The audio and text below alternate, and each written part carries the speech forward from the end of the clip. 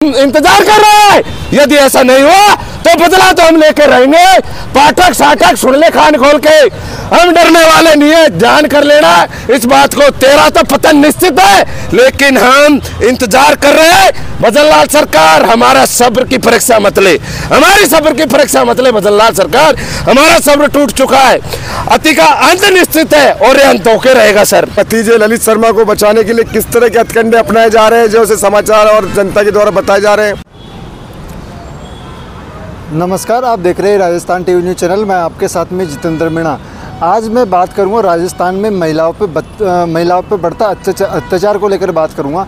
जो सत्ता बात करते हैं, सत्ते में जो नेता है और राजनीतिक में जो नेता राजस्थान में जो मुख्यमंत्री है, जिस मुद्दों को लेकर के राजस्थान में आया हुआ है, जो सीटें आई हुई है, क्या वो जो महिलाओं पर जो अत्याचार है उनको लेकर के क्या अमल में है, उन मुद्दों को लेकर आज हम बात करेंगे कि जो लगातार महिलाओं पर अत्याचार हो रहे हैं और बलात्कार हो रहे हैं, और बात करते हैं बहुत सारे मुद्दे हैं, उनको लेकर हम बात करेंगे, शक्तिकरण को लेकर के। तो अभी मैं शहीद स्मारक पे मौजूद हूँ, जयपुर शहीद स्मारक पे देख सकते हो, जहाँ पर डिम्पल मीणा हत्याकांड को लेकर के यहाँ पर करीबन 13 दिन से धरना प्रदर्शन चल रहा है। तो हम यहाँ पर जो प्रदर्शनकारी है उन्हीं से हम महिलाओं पर लगातार अत्याचार बढ़ रहे हैं उनको लेकर, विभिन्न मुद्दों को लेकर बात करते हैं। 200 हो गया, अजमेर हो गया, अलग अलग जगह से विभिन्न अपराध की खबरें दिन भर की यहाँ पर आती है, डेली की खबरें यहाँ पर प्रकाशित होती है, निकल के आती है। तो हम उन्हीं मुद्दों को लेकर हम बात करेंगे, तो बने रहिए मेरे साथ में। आप देख सकते हो यहाँ पर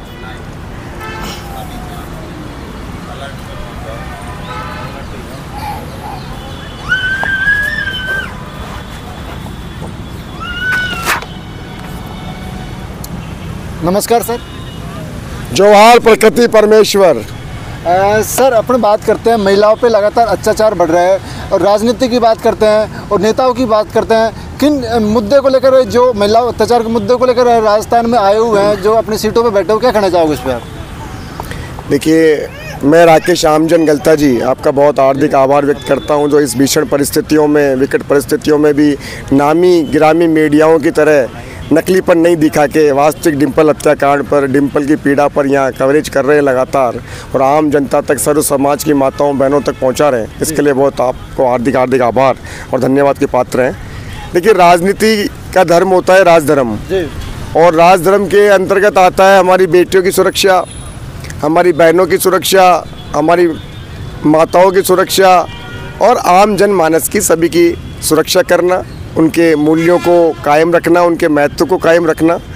पर अभी पिछले दिनों से जब से बीजेपी सरकार आई है, कांग्रेस काल में तो था ही, और जिस कांग्रेस पे आरोप लगा के जो बीजेपी सरकार आई है, अब देख रहे राज्य में एकदम से ऐसा नहीं लग रहा है कि कोई बाढ़ सी आ गई है महिलाओं के पतन में, अत्याचार करने में।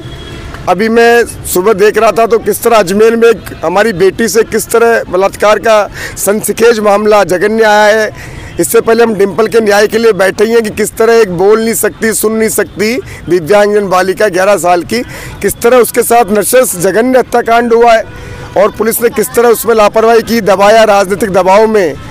अशोक पाठक बीजेपी संघ कार्यकर्ता RSS जो इंदौर में पिछले साल के सांप्रदायिक दंगों के भी आरोपी बताया जा रहा है, के भतीजे ललित शर्मा को बचाने के लिए किस तरह के हथकंडे अपनाए जा रहे हैं, जो उसे समाचार और जनता के द्वारा बताए जा रहे हैं।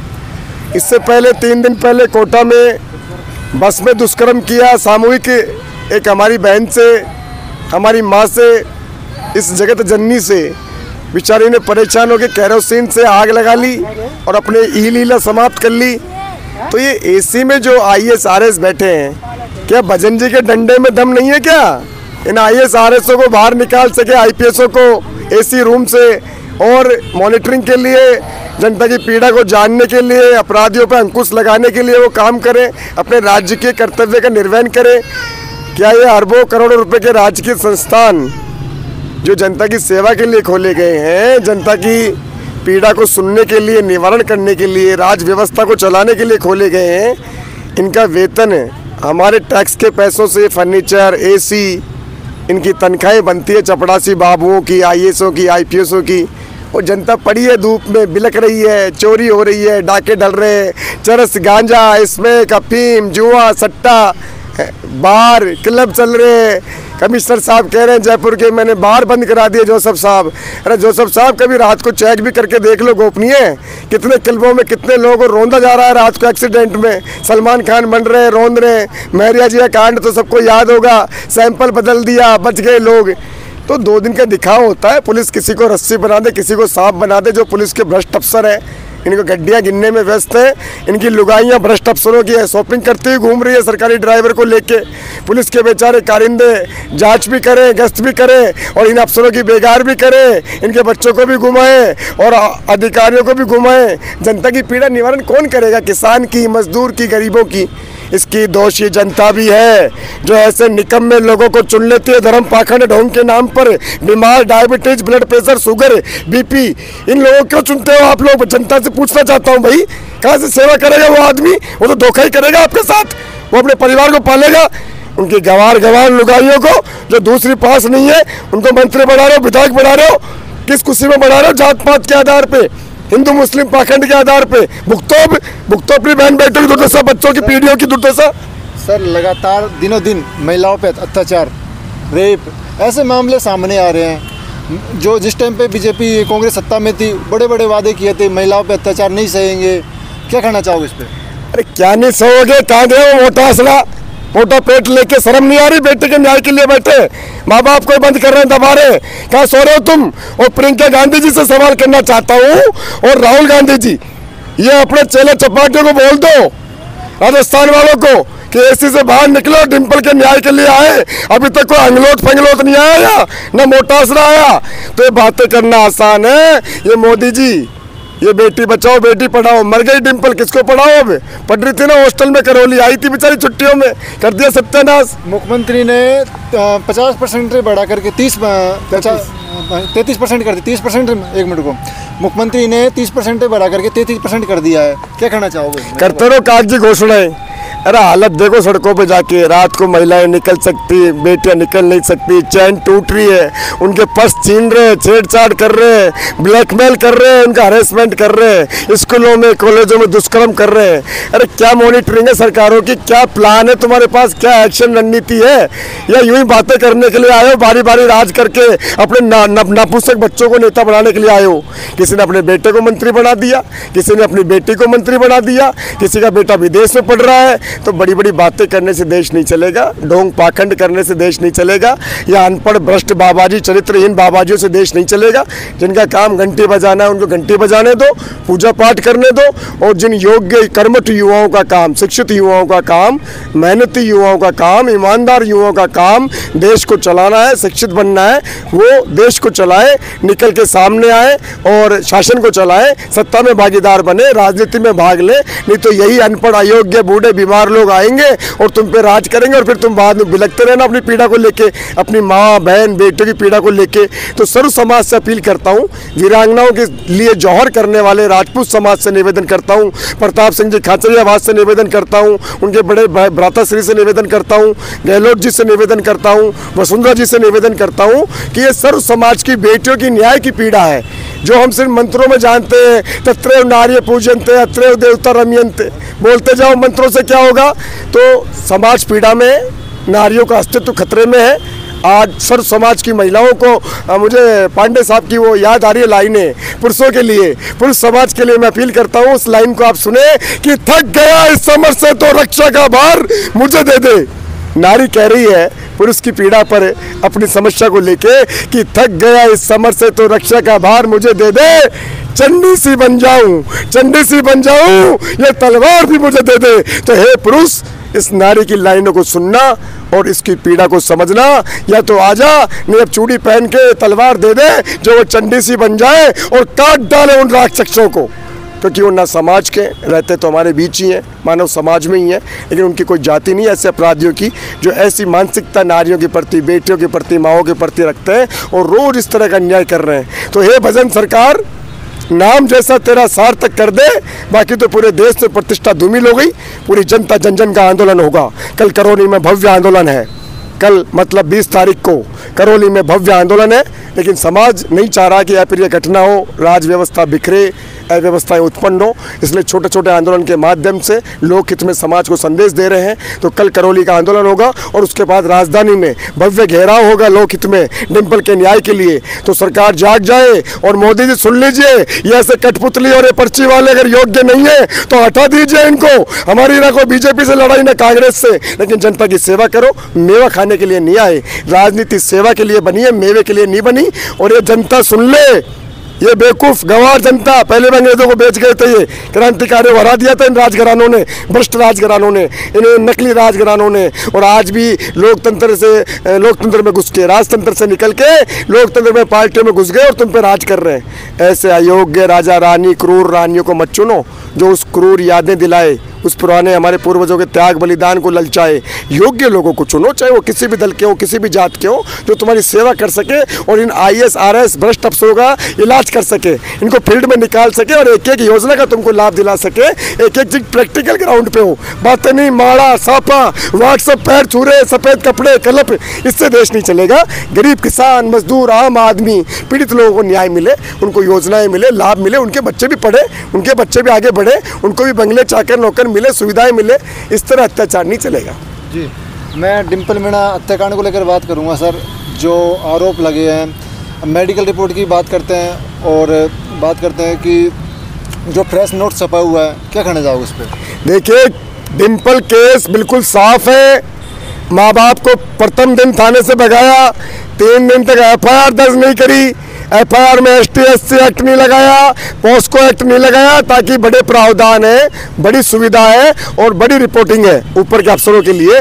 तो छुपाने के लिए लगातार कृत्य किया। आदमी प्रभावशाली है जिले में, जो पाठक संघ के पदाधिकारी हैं और सोशल मीडिया पे नज़दीक है, देख सकते हैं भजन लाल जी से उनकी वायरल हो रहे हैं, हमने भी देखा। और जैसा कि लोग बता रहे हैं सारी सूचना वहाँ से, तो बड़े आदमियों को बचाने का खेल गाँव गाँव डानी डानी चल रहा है। गरीबों की सुनवाई नहीं होती, चाहे वो वामन हो और चाहे वो मीणा हो और चाहे जाट गुजर हो। ये तो मामला ही पूरी मानवता के अस्तित्व का और न्याय का, प्रेम का, नारियों के अस्तित्व का है, हमारी बेटियों के। क्योंकि हमारी माँ भी एक बेटी थी पहले, फिर बाद में हमको जनी है वो। तो ये हमारी माँओं का सवाल है, हमारी मातृभूमि की अस्मिता का सवाल है। तो जिस तरह से पुलिस का रवैया रहा, भ्रष्ट अफसरों का, अच्छे लोग भी है पुलिस में, अच्छे अफसर भी हैं, हो सकता है जांच नहीं मिली, ऐसे भ्रष्ट को दे दी मिली भगत करके। तो शुरू से FIR से नतीजा देख सकते हैं। गरीब परिवार 40 रुपये नहीं है इंदौर से जयपुर आने के, जो स्पेशली जयपुर आई और धरने पे बैठी और सरकार से गुहार लगाई कि साहब जांच करो मेरी बेटी के हत्याकांड का, डिम्पल का, ताकि सच्चाई सामने आ सके। तो ऐसा नहीं हो सकता कोई माँ मार के जयपुर में आए गरीब परिवार और या चिल्लाए कि न्याय करो, जांच करो। ये तो सरासर नाइंसाफी है, जनता को समझना होगा। पूरे देश में प्रतिष्ठा धूमिल हो रही है सरकार की, तो ये कुछ भी करवा सकती है। ये तो गुलाम होते हैं इनके चंद भ्रष्ट अफसर, वो कुछ भी बना दे, अभी मुझे गिरफ्तार कर लो कि साहब तो वो काम करता था, 2 दिन पे जनता नालायक, स्वार्थी, लालची की मेरे को क्या लेना देना। दुख आएगा एक हर एक घर में, हर एक बेटे को दुख होगा, उस दिन आपको महसूस होगा दुख क्या होता है। पूरा साथ दे समाज, सर्व समाज। अंग्रेज ऐसे आए थे कंपनी लेके, पूरे देश पे राज कर लिया था, राजाओं को गुलाम बना लिया था। तब भी राजा पीछे हट गए थे कि जनता को मारो कूटो, हमें तो सामंत पद दे दो, हमारे महल दे दो। जागो जनता जागो, क्या रखा है, एक बार जन्म मिला है, पेट भरने आए क्या, जानवर है क्या अपन? जियो, दिल से जियो, आनंद से जियो, सुकून से जियो, स्वतंत्रता से जियो, संविधान से जियो, लोकतांत्रिक मूल्यों से जियो, गुलामी, डर, खौफ में नहीं। ये हमारी बेटी, हम न्याय लेके रहेंगे। पूरा समाज, पूरे जनता साथ है। भव्य महाजन आंदोलन होगा, जल्द सरकारें हिल जाएगी, चूल्हे हिल जाएगी, साम्राज्य हिल जाएंगे जी। तो आप देख सकते हो करौली के अंदर कल कलेक्ट्रेट का घेराव किया जाएगा और उसके बाद में 23 तारीख को जयपुर में CM हाउस का घेराव किया जाएगा। लगातार आंदोलन लगातार बढ़ रहा है और इस मुद्दे की बात करते हैं, सोशल मीडिया पे तीसरे नंबर पे मुद्दा चल रहा है और जब तक ये बेटी को न्याय नहीं मिल जाएगा तब तक ये धरना प्रदर्शन चलता रहेगा और आंदोलन चलता रहेगा, इनका ये कहना है। और भी हम साथी हैं। नमस्कार जी। नमस्कार जी। कल के जो कल करौली में आंदोलन किया जाएगा, आप समाज से क्या अपील करना चाहोगे? मैं समाज से अपील करना चाहूँगा, पूरा समाज, सातों समाज, सारे 3600 कौम इकट्ठी होकर के इस मूक बधिर बेटी को न्याय दिलाने के लिए एकत्रित हों और जो पुलिस ने ये अन्याय किया है, इस अन्याय को न्याय में बदलें। सब एक जगह होकर के शांतिपूर्ण इसका कोई समाधान निकाल लें, वरना तो देश में आग लग जाएगी। इससे ज़्यादा मैं कुछ नहीं कहूँगा, सारे हो जाओ इकट्ठे। इनकलाब लो भाई। इनकलाब दोषियों को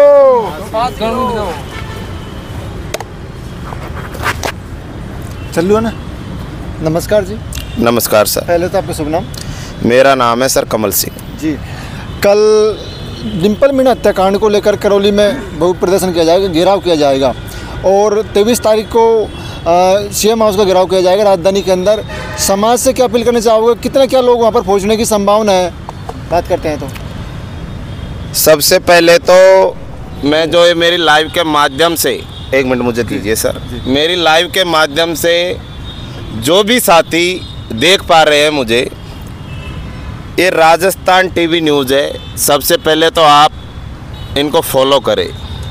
क्यों फॉलो करें कि ये मोदी मीडिया नहीं है सर, ये बेचारे वो पत्रकार है जो निष्पक्षता से ईमानदारी से अपनी रिपोर्टिंग देते हैं। तो सभी, इनका नाम जितेंद्र मीणा जी है। जब से हम यहाँ धरना स्थल पर थे तब से बराबर सुबह शाम में रिपोर्टिंग कर रहे हैं। तो सबसे पहले तो ये चैनल है, इसको आप सभी फॉलो करें। अब आगे मेरे से आप सवाल कीजिए, मैं भूल गया आपने। पहले तो आपको बहुत बहुत धन्यवाद, आपने कोऑपरेट के लिए बोला लाइव में आपका। नहीं सर, क्योंकि आप ईमानदारी से काम कर रहे हो। हम चाहते हैं कि जो ऐसे छोटे न्यूज़ चैनल है उनको उठाना चाहिए, उनको बढ़ाना चाहिए। अब वो क्या है कि आज के ज़माने में आज तक को कौन सी मीडिया है वो सब वो सब बिकी हुई है, वो कुछ है हकीकत दिखाती नहीं है, वो सरकार के इशारों से चलती है। तो मेरी तो यही अपील है ना जनता से, भाई ऐसे ईमानदार चैनलों को आगे बढ़ाओ, इनको आप फॉलो करो, जो भी हकीकत है उसका पता चले आपको। जो बिल्कुल मेरा ये कहना है सर जी। अभी मैं मेन मुद्दे पे आता हूँ। हाँ बिल्कुल आइए। कल करौली के अंदर कलेक्टर घेराव किया जाएगा, 23 तारीख को सीएम हाउस का घेराव किया जाएगा। क्या अपील करना चाहते हो जनता से, कितने लोग वहाँ पर पहुँचने की संभावना है? मैं आपके चैनल के माध्यम से जो भी साथी देख रहे हैं, पहले तो मैं उनको ये स्पष्ट बता देता हूँ कि ये डिम्पल हत्याकांड के अंदर निर्दोष माता पिताओं को पुलिस ने ज़बरदस्ती जेल में घुसा दिया है। ये बिल्कुल गलत है साथियों, वो बिल्कुल निर्दोष है, वो बिल्कुल ही निर्दोष है। इस बात का आपको विश्वास करना पड़ेगा, क्योंकि पुलिस का काम था कि भ्रमित करना, लोगों को भ्रमित करना। वो कहीं न कहीं इसमें थोड़ी बहुत, ज़्यादा नहीं, 100 में से 10% सक्सेस हुई है। मेरे साथियों, मैं जो भी साथी मुझे देख रहे हैं डिम्पल बेटी के साथ, मैं आपको स्पष्ट बता देना चाहता हूँ, मैं इस धरना स्थल पर, मैं कमल सिंह ककराला आपसे निस्वार्थ भाव से, हम एक मानवता के लिए और इंसानियता के नाते यहाँ पर बैठे काम छोड़ के। हम कोई थोबड़ा चमकाने वालों में से नहीं है, हम कोई डेमोबाजी की दुकान करने वालों में से नहीं है। लेकिन मैं आपको स्पष्ट बता देता हूँ, हम सत्य की लड़ाई लड़ रहे हैं। ये परिवार बिल्कुल निर्दोष है, इसको ज़बरदस्ती फंसाया जा रहा है। तो मैं साथियों आप सभी से ये क्लियर कर देता हूँ कि परिवार निर्दोष है, इसका हमें साथ देना है। ये हमारे समाज की मासूम बेटी मुखबधिर डिम्पल, इसकी आत्मा भटक रही होगी, ये खुद गई बेचारी। आज इसको ये भ्रष्ट पुलिस प्रशासन, ये तानाशाह सरकार ने इनके माता पिता को भी जेल में रख लिया। अरे इनके छोटे छोटे बच्चे हैं मेरे साथियों। तो मैं आपसे ये कहना चाहता हूँ, ज़्यादा से ज़्यादा संख्या में आपको कल करौली की धरती पे एक बहुत बड़ा महासंग्राम करना है। एक ऐसा इतिहास रच रहा है जो अब से पहले हमारे समुदाय, हमारे कबीले ने कहीं ऐसा इतिहास नहीं रचा हो। वैसे बहुत इतिहास रचे गए हैं, लेकिन एक मिसाल बनानी है मेरे साथियों, जो दोबारा से हमारे समाज की ये बेटियों के ऊपर कोई दरिंदा, कोई राक्षस प्रवृत्ति का आदमी आंख उठा के नहीं देख सके। कुछ गलत करने से पहले 1000 बार सोचेगा, अनुसरण करेगा, पीछे हट जाएगा। हमें वो करना है, करके दिखाना है। कल मेरे सभी युवा साथियों, मैं आप सभी से यही कहूँगा, हम बिल्कुल सच्चाई के साथ खड़े हैं, हम सत्य की लड़ाई लड़ रहे हैं, हम बिल्कुल निर्दोष हैं, हम निर्दोष हैं, हम निर्दोष हैं, हम निर्दोष हैं। और ये प्रूफ के साथ हम सबूत कर सकते हैं। आपको पहले भी प्रूफ किया था। पुलिस कह रही है कि बच्ची को जलाया गया है, बच्ची खुद जली है। अरे बच्ची खुद कैसे जलेगी? बच्ची के जो है नाभि से नीचे पेट्रोल छिड़का गया है, बच्ची के पूरे नीचे का मतलब पार्ट्स वगैरह ये सब जड़े हुए हैं। अरे मतलब कहाँ तक कहूँ आपको, मैं पहला पॉइंट ही बता देता हूँ, बच्ची का निचला हिस्सा पूरा जड़ाया गया है और बच्ची का यदि वो बच्ची खुद आग लगाती तो आग की लपटें ऊपर उठती, बच्ची का चेहरा जो है बाल है वो जलते, लेकिन ऐसा कुछ भी नहीं हुआ है।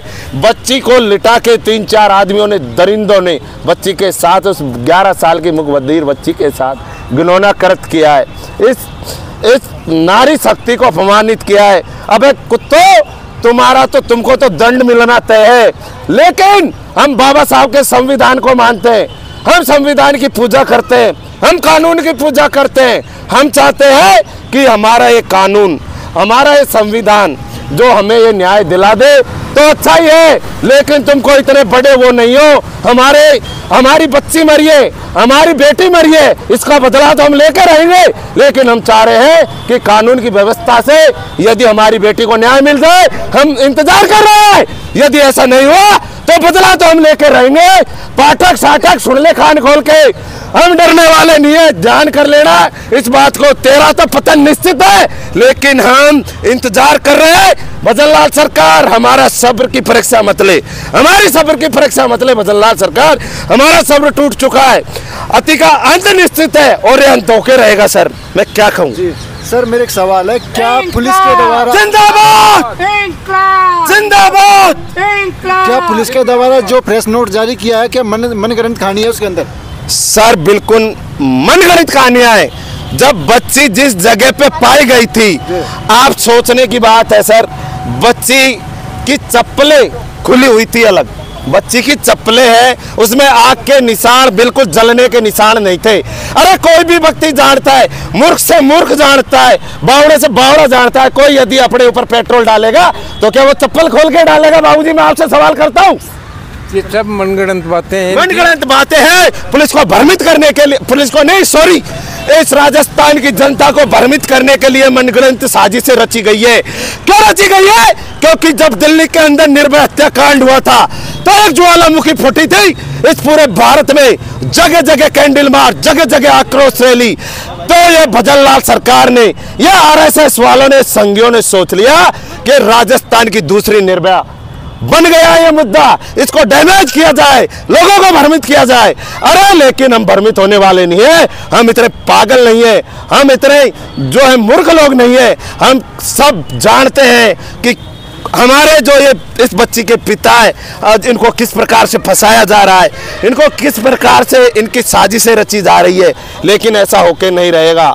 हमारे देश में अब से पहले 200 साल पहले जो है हमारे देश के अंदर अंग्रेजों ने राज किया था, हमारे क्रांतिकारी शहीद हुए थे, वो इसलिए नहीं हुए साहब कि दोबारा से अंग्रेजों का राज हो। बाबूजी इसलिए शहीद हुए थे कि दोबारा से अंग्रेजों का राज है? नहीं ना, अभी भी अंग्रेजों का जैसा ही हाल हो रहा है, लेकिन ऐसा होने नहीं देंगे। पहले भी चंद्रशेखर आजाद था, पहले भी भगत सिंह था और आज भी भगत सिंह है, आज भी चंद्रशेखर आजाद है, लेकिन हम सोच रहे हैं बाबा साहब के संविधान कानून के अनुसार यदि हमारी बच्ची को न्याय मिल जाएगा तो हम न्याय मिल जाएगा तो अच्छी बात है, लेकिन न्याय तो हम लेकर रहेंगे। पाठक सुन ले कान खोल के, अरे अमित हत्यारे तू भी सुन ले कान खोल के, तुम कहीं भी घुस जाना, तुम्हारा पतन निश्चित है। हम अपने आप को सर कभी माफ नहीं कर पाएंगे। इस बच्ची के हत्यारों को यदि हम सजा नहीं दिला पाए तो इस जीवन में हमने जन्म लेना, हमको मनुष्य जीवन में जन्म मिला है, ये हमारे लिए बहुत बड़ी कलंकित बात है, हमारे लिए बहुत शर्म की बात है। ऐसा हम कभी नहीं होने देंगे, ऐसा हम कभी नहीं होने देंगे। बिल्कुल साहब, मेरे को लग रहा है कि देखो ये बच्ची ने क्या बिगाड़ा था, उनका क्या बिगाड़ा था, ये हालत करी बच्ची की। सर बच्ची ने क्या बिगाड़ा?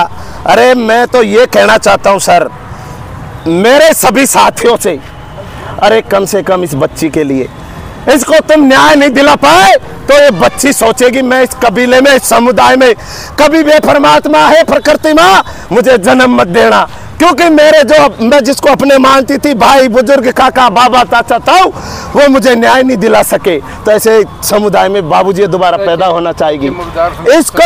इसको न्याय ये नहीं है, इसको न्याय मिल गया। इसके जो हड्डी है, इनके जो फूल है, उसको आप जो है हरिद्वार में जो गंगा जी में पटकिया है, न्याय मिल गया।